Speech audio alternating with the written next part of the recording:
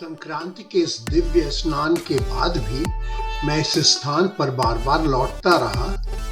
संगम पर 24 घंटे रौनक बनी रहती थी। छोटे छोटे बालक बालिकाओं का उत्साह, नव दंपतियों की उल्लासित आस्था, तरह तरह के योगी महात्माओं के भांति भांति के आशीर्वाद, सभी मिलकर इस वातावरण में अलौकिक आभा भर रहे थे। ये छोटे छोटे मिट्टी के बर्तन जो कि एकदम से गरम गरम बनाए जा रहे थे और जो एक बार में एक ही इस्तेमाल होते हैं, वो तंदूरी चाय एकदम आपके सामने बनी हुई, बहुत ही उत्कृष्ट स्वाद के साथ व्यक्ति को रिचार्ज कर देती थी। बरिस्ता के टक्कर की देसी स्टाइल में बनी कॉफी का कहना ही क्या था। खोया पाया केंद्र खाली था, लेकिन पुरानी व्यवस्था अभी भी काम कर रही थी। इसके अलावा खोए हुए लोगों की तस्वीरें तुरंत पुलिस के मोबाइल फोन पे ट्रांसमिट कर दी जाती थी, जिसकी सहायता से काफी लोग अपने बिछड़े हुए परिजनों से मिल सके। परंतु मेरे जैसे विकलांगों के लिए प्रत्यक्ष सुविधाएं नहीं थी। अच्छा लगा देखकर कि लोग अपने परिजनों के लिए व्हीलचेयर्स लाए थे और प्रशासन ने भी बग्घियों का इंतजाम किया था। उनका इस्तेमाल भी हो रहा था, लेकिन ये बग्घियां इस वातावरण के लिए उपयुक्त नहीं थी। ये जैसे एयरपोर्ट पे ये बग्घी ज्यादा यूजफुल होगी। तो खैर, इस सब के बावजूद ये एक सह अस्तित्व और सेवा का जीवंत रूप था। कई युवकों ने मुझे ऑफर किया कि वो अपनी मोटरसाइकिल पर मुझे पहुंचा देंगे, लेकिन मैंने ही मना कर दिया, उनकी सुरक्षा और अपनी भी सुरक्षा के कारण। आतंकवाद की धमकियों के बावजूद किसी के सामान की कोई भी जांच नहीं थी, परंतु प्रशासन की निगाहें सर्वत्र थी।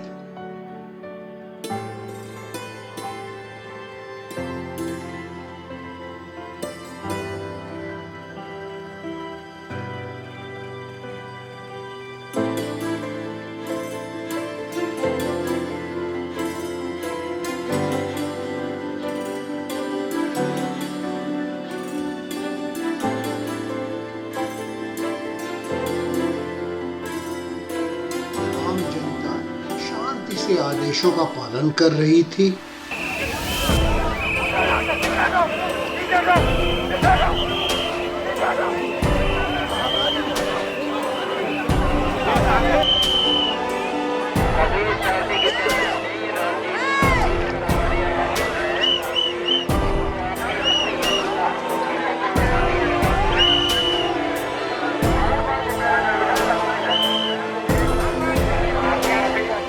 सांस की तकलीफ हुई तो मुझे तुरंत ही उपचार मिल गया। इस भव्य अनुष्ठान की पूर्व संध्या पर वातावरण एक दैवीय अनुष्ठान की भांति चमक रहा था और गूंज रहा था और एक अलौकिक अनुभूति हो रही थी।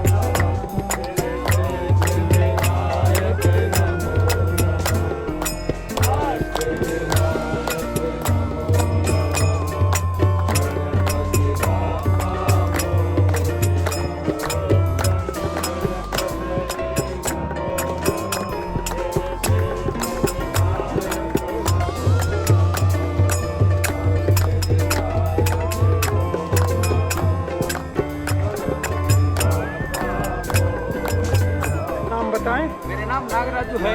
कहाँ से आए? आंध्र प्रदेश। आंध्र प्रदेश में कहाँ से? नंद्याल जिला। हाँ। कन्नूर नंद्याल जिला हाँ कोयलकुंडा मंडल। अच्छा, हाँ, हिंदी नहीं बोलते? हिंदी नहीं, सिर्फ तेलुगु है। सिर्फ तेलुगु?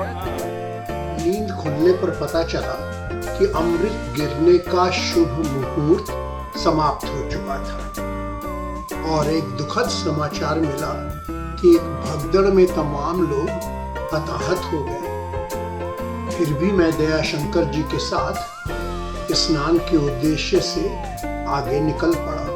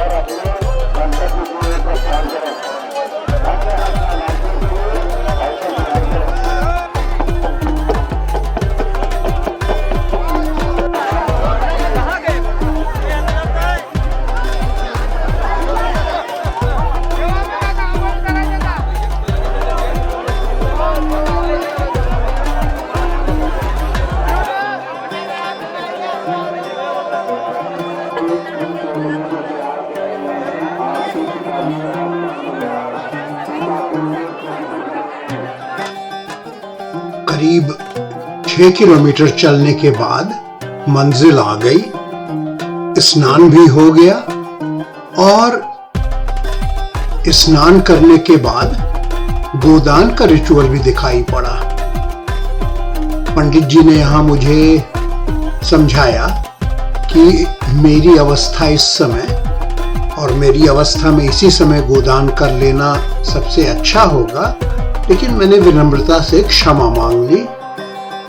कई लोगों का मानना है कि जब आत्मा परलोक की ओर जाती है तो ये दान की हुई गाय बैतरणी नदी पार कराने में सहायक होती है। तो समस्या ये हो गई कि मैं यहाँ था और मेरा घर यहाँ था और शहर की ओर या इलाहाबाद या प्रयागराज की ओर जाने वाले सारे रास्ते जहां तक दिख रहा था सब बंद दिख रहे थे। तो बैतरणी की चिंता तो परलोक में होगी, लेकिन इस लोक में गंगा पार करने की समस्या सामने आ गई। ये इलाका जो पिछली शाम तक एकदम साफ सुथरा, एक्चुअली स्पार्कलिंग क्लीन था, वो एकदम फर्क नजर आने लगा। लोग परेशान थे कैसे निकला जाए यहां से। मेरा शुगर लेवल नीचे जा रहा था और उसके बाद जब एक सुरक्षा कर्मचारी ने मेरे साथ बहुत अभद्र व्यवहार किया तो मेरा धीरज भी जाता रहा और मैं खिन्न होकर जमीन पर बैठ गया।